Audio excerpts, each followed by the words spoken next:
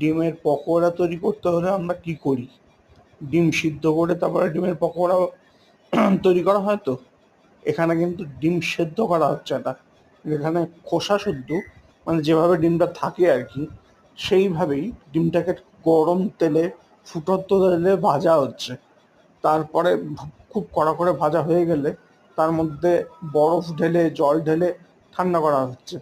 তারপরে সেই ডিমগুলোকে একটা জায়গায় রেখে আহ, ডিমগুলো তাড়াতাড়ি আহ, খোসাগুলো ছাড়ানো হচ্ছে।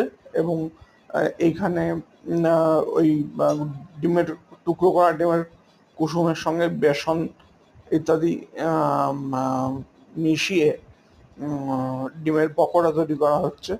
এবং তার সঙ্গে লঙ্কার একটা আচার জাতীয় কিছু মিশিয়ে দেওয়া হচ্ছে।